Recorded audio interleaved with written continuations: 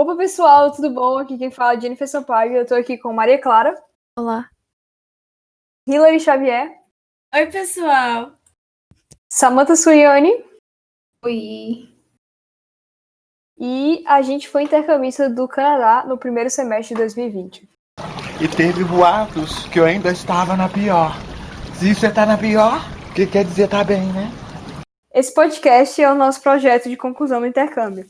O nosso tema é a influência que a escola exerce na quebra de tabus entre os estudantes. Com o objetivo de partilhar nossas experiências sendo estudantes de escolas internacionais, escolhemos temas como racismo, homofobia, drogas e saúde mental para falar aqui nesse podcast. Vamos lá? Quem vai começar falando no episódio de hoje é a Maria Clara e o tema dela é saúde mental. Bora lá, Clara? Olá. Eu fiquei com o tema saúde mental. Crianças e jovens passam grande parte de suas vidas na escola. Lutar com problemas de saúde mental afetam bastante sua vida. A escola é um lugar para experimentar e aprender sobre o bem-estar mental. Até porque grande parte dos desafios de saúde mental começam desde a infância e a juventude. E é por isso que a identificação e intervenção são tão críticas e podem levar a melhores resultados de saúde na vida futura. Eu estava na província de New Brunswick, no Canadá, e quando eu estava procurando o que colocar sobre esse assunto, fazendo minha pesquisa, eu achei duas pesquisas que traziam os mesmos dados. Era de que o número de alunos do ensino médio com sintomas de ansiedade e depressão aumentou em 8% nos últimos 3 anos. Mas isso totaliza 48% de alunos com sintomas de ansiedade e depressão. Realidade que não é só presente no Canadá, como também no mundo inteiro. Então, essa questão de saúde mental é um negócio meio difícil de explicar, tanto a jovens brasileiros e canadenses. Por exemplo, a gente estava num país diferente, com pessoas diferentes que a gente não conhecia, com língua diferente, e isso até tornava a gente mais vulnerável de adoecer mentalmente, principalmente as pessoas que já carregam alguns traumas ou carregam até a própria doença mental. Então, jovem, assim, a juventude já é uma fase muito difícil e aí a gente também tem que sofrer por tudo isso. Fora que o Canadá e o Brasil, além disso, tem todos os outros problemas que ainda acarretam o adoecimento mental. Como o Hilary está falando, o tema saúde mental é um grande tabu ainda para as pessoas. Tipo, a maioria das pessoas, quando você fala, eu vou num psicólogo, a pessoa acha que você é louca, a pessoa acha que você é louca, alguma coisa do tipo. Ou psiquiatra, principalmente, psiquiatra. E psiquiatra também. Isso é algo totalmente errado, porque a assistência psicológica é algo que todo ser humano precisa. Tipo, todo mundo precisa aprender a lidar com seus problemas de uma forma que você não se autodestrua. Tipo, um exemplo disso é a dependência química, tá ligado? Muitas pessoas fogem para a dependência química para tentar lidar com seus problemas quando eles deveriam apenas ir para uma terapia, por exemplo, sabe? E eu acho que é algo que não deveria ser tratado como tabu, sabe? Porque todo mundo precisa disso. Tem algumas maneiras de como as escolas podem promover o bem-estar aqui no Brasil, que eu percebi na minha escola do Canadá foram ambientes abertos para falar sobre seus problemas e dúvidas. Na minha escola, por exemplo, tinha uma psicóloga. Então a gente podia falar com ela a qualquer momento, se a gente precisasse de ajuda. Lógico que ela não estava todos os dias na escola. Ela vinha, uma vez por semana. Mas a gente tinha contato com ela, se a gente precisasse. E também tinha muitos cartazes que o próprio governo do Canadá fazia, prevenção de suicídio, até sobre saúde mental em geral. Não especificamente a uma doença. Outro seria os espaços de relaxamento, como lounges e até mesmo a biblioteca, porque, por exemplo, as bibliotecas, pelo menos da minha escola, eram enormes e, tinha um lugar pra você sentar que você não tinha que realmente ficar próximo de uma pessoa, sei lá, você tinha seu próprio espaço. E você podia ficar lá o tempo que você, não que você quisesse, mas você podia ficar lá o seu tempinho fazendo o que você quisesse, em silêncio. Era um bom lugar pra relaxar. E outro seria de que nas minhas aulas a gente sempre tratava da real definição de algumas palavras, porque eu acho super importante, tipo, a gente conhecer mais sobre a linguagem da saúde mental, saber o que significa depressão, o que é a ansiedade, essas doenças, para conhecer melhor e não fazer piada com isso ou desrespeitá-las. Como a Maria Clara estava falando, é super importante que a escola tenha esse meio que um espaço para quando você precisa se isolar. Assim, não se isolar, tipo, você precisa do seu tempinho, sabe? Assim, pela minha experiência no Canadá e aqui no Brasil, aqui no Brasil, quando eu precisava de um tempo assim, tipo, no tempinho assim, pra botar minha mente assim certinha, sabe? Eu tinha que, tipo, ir no banheiro e ficar no banheiro por um tempo, sabe? Não tinha, tipo, eu não podia ir pra biblioteca ou, sei lá, sentar, porque a galera achava que eu tava, sei lá, matando aula, sabe? No Canadá era meio que diferente. Se você precisava desse tempinho, você realmente poderia ir lá ficar na biblioteca que os seus professores iam entender, sabe? Você poderia sentar às mesinhas, ficar lá o seu tempo com seus livros, estudando lá direitinho, sabe? Você só precisava, tipo, botar a sua mente no lugar, você tinha como. Sem que outras pessoas ficassem te falando que, nossa, você é uma pessoa vagabunda, você deveria estar na sala, entende? Lá é super importante isso. E conversando com minha host sister, porque, tipo, eu não tive muito tempo na minha escola, mas eu conversava com minha host sister, que era canadense, e ela frequentava a escola dela, que era diferente da minha.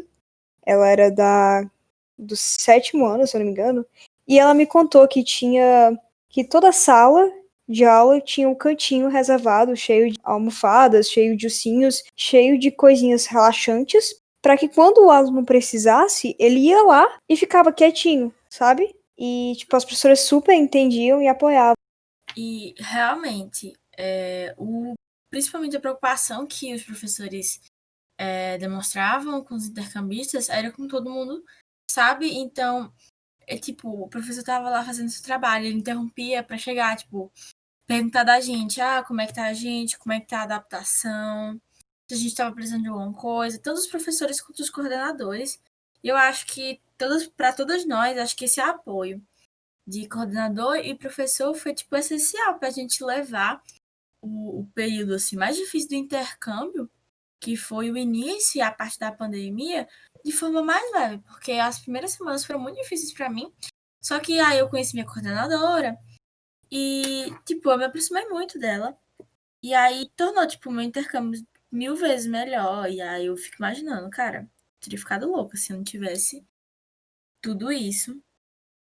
Eles tiravam, quando eles viam que a gente tava sobrecarregando, eles tiravam a gente para fazer as atividades, minha coordenadora. A gente foi para parque, a gente fez caminhada, ela trazia comida pra gente. Tanto que até Maria Clara foi até convidada para um grupo que ela não tinha nada a ver, ela foi para lá. Porque na época foi coronavírus, então ela evitava que a gente ficasse muito perto. Mas a gente também fez quase a skin, a gente só não fez porque o coronavírus começou bem na época que tava parando de nevar, mas ela sempre teve muito esse interesse, sabe? Eu acho que isso remete muito ao fato que, por exemplo, dando um exemplo aqui do Brasil, é que a gente tem muita gente nas escolas, é muito aluno nas escolas, e professor mal remunerado, então eu acho que um professor está estressado, 2 é muita gente para eles darem conta, a coordenação dá conta de cuidar de tantas pessoas, que a escola fica mais como um lugar onde despeja adolescente, principalmente criança, de onde despejam criança, e é um ritmo muito acelerado dentro da escola, principalmente no nosso caso, para vestibular, essas coisas, e não dá tempo de abordar o aluno com maior propriedade,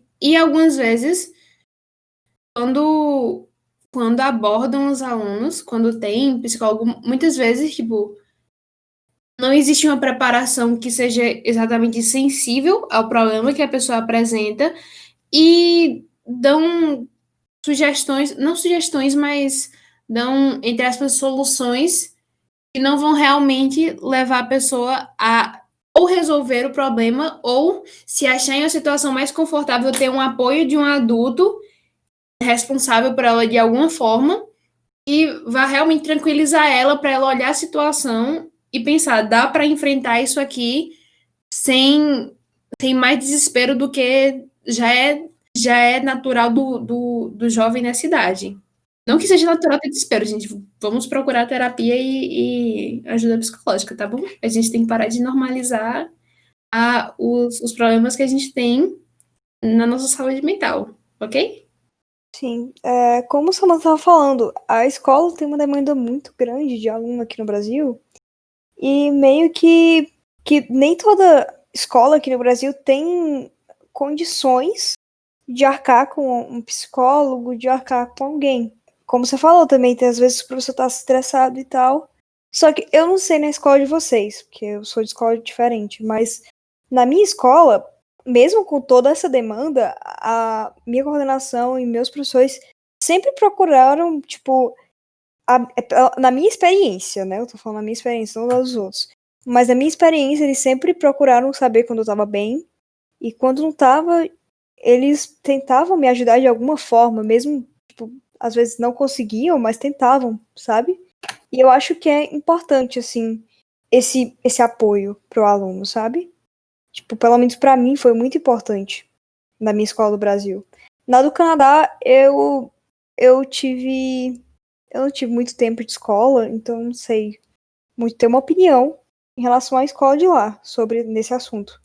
Sobre o estresse que a Samantha falou, também tem um negócio de que eles escolhem as próprias matérias. Então, tipo, eu acho que eles não escolheriam uma matéria que não prestariam atenção ou que eles não gostassem, sabe?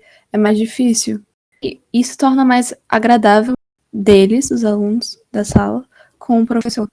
Eu concordo com Maria Clara, porque, tipo assim, existem certas matérias que tem que ser obrigatória mesmo, né?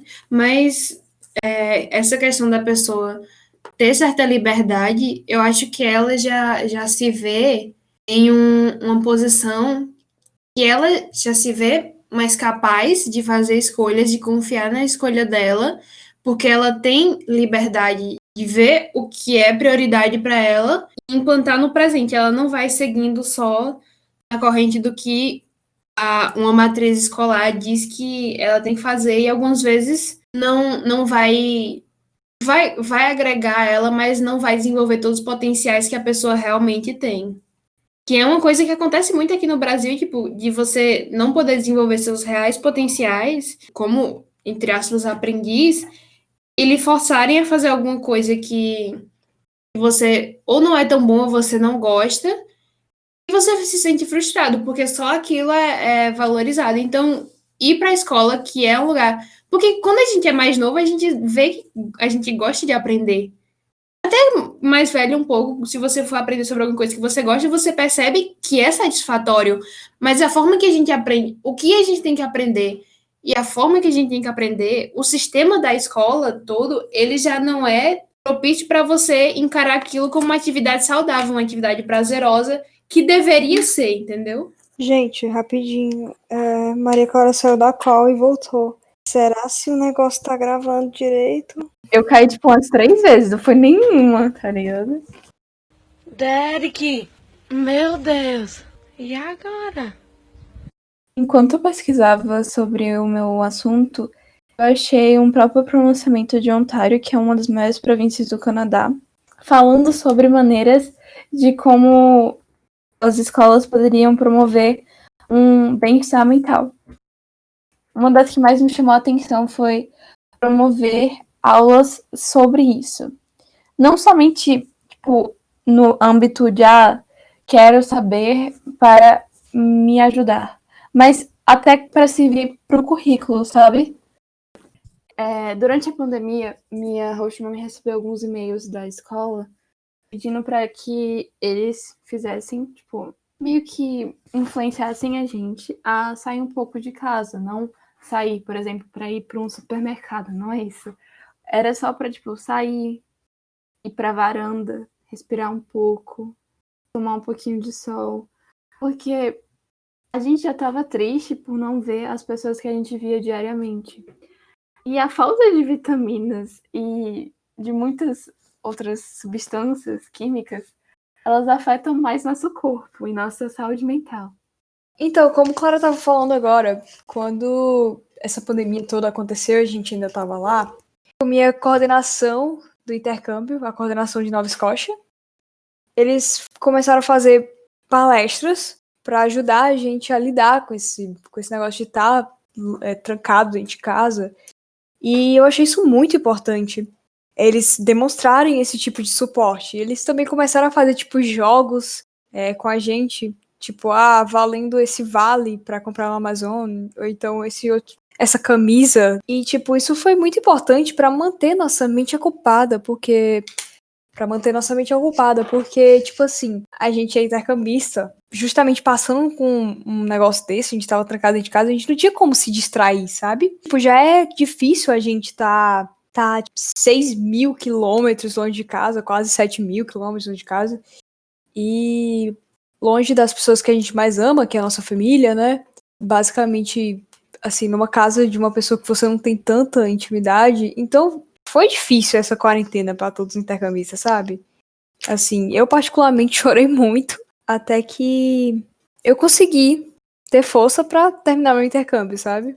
Eu parei de chorar e vi que não tinha jeito, o corona tava aí e ele ia continuar por um tempo. E o que me restava era rede social, era minhas aulas online, era minha host family. Eu comecei a me aproximar muito da minha host sister, que ela era da Bélgica, e a gente teve essa aproximação imensa, sendo que quando a gente chegou, a gente mal falava uma com a outra. Só que, tipo, a gente já tava longe de casa, então foi muito bom ter uma pessoa dentro da minha casa que passava pela mesma coisa que eu, sabe? Ser um intercambista longe da família, longe da sua casa, entendeu? Sim, cada um teve realmente uma experiência de intercâmbio diferente. E aí, assim, eu sempre fui mais próximo do meu host dad do que da minha host mom, porque ela trabalhava o dia todo, como ele era aposentada, ele passava o dia todinho. E, tipo, era nítido ver que ele se preocupava, porque, principalmente nos dias de pandemia, eu já acordo muito tarde. Eu acordava, ia dormir, tipo, 3, 4 da manhã, e acordava às 3, 4 da tarde. Tanto que minha vitamina acabou e eles foram super preocupados. Comprar a vitamina, nem quiseram que eu pagasse, tipo, porque eles estavam muito preocupados porque eu não saía de casa. E aí foi nisso que ele começou a fazer, tipo, os jantares que eu gosto, pra eu interagir mais. E o meu rosto sempre se preocupou, ele comprou vários quebra-cabeças. E, tipo, acho que eu fui embora e ele não tinha terminado o quebra-cabeça. Mas, tipo, qualquer coisa, quando iniciou a pandemia, tava voltando a sair, se ela ia fazer compras e ele ia junto, aí eles me levavam. Tanto que quando a pandemia começou a esfriar, que começou a liberar shopping, eles me viam mais, né? Porque eu ficava mais fora de casa, mas eu passava mais tempo acordada. Tanto que eu acordava cedo, eles ficavam, tipo, surpresos, tipo, felizes. E eu achava isso muito fofo, aí tanto que eu comecei, tipo, a me dedicar mais a aparecer, sabe? E foi, tipo, essencial essas noites que a gente ficou madrugando, montando quebra-cabeça, jogando Uno, jogando Skip. Como o Hillary tava falando, a host family realmente foi muito importante pra gente nesse período que foi difícil pra eles e pra nós também. Então, eu lembro que pra mim, assim, a coisa mais reconfortante que eu tinha era quando minha host mom ela não tava trabalhando e ela conversava mais com a gente, que ela trabalhava muito também. E tem esse negócio que canadense ele não é muito de abraço, né? E realmente, não é muito não. Mas Me abraçava. minha host mom, ela sempre me abraçava e eu achava a coisa mais reconfortante do mundo, sabe? Eu lembro que no meu primeiro abraço lá foi meio estranho, porque eu pensei, ué, eles não abraçam? O que é isso que eles estão me abraçando? Mas, assim, com o tempo eu fui me acostumando e foi muito legal, sabe? Eu me sentia realmente da família. Foi muito bom. Isso é essencial, tipo, a Host Family mostrar que eles não estão sendo só a família temporária, mas mostrar a preocupação de uma família de verdade e deixar claro que você é realmente da família. Por fim, devemos concluir que saúde mental é um assunto que deve ser mais discutido, mais empregado nas próprias escolas, não só com a palestra em setembro, por causa do Setembro Amarelo, mas também como uma coisa constante, tipo, você, coordenação do colégio, se preocupar com os seus alunos. E não necessariamente você ter que ir neles e perguntar para eles todos os dias como eles estão, mas sim, tipo, se disponibilizar como uma pessoa para quem eles possam falar se eles estiverem com problemas. Porque você, como adulto e profissional, vai saber como aconselhar ele de uma forma certa. Então é isso, pessoal. Esse aqui é o último episódio do nosso podcast. Muito obrigada por ouvir até aqui.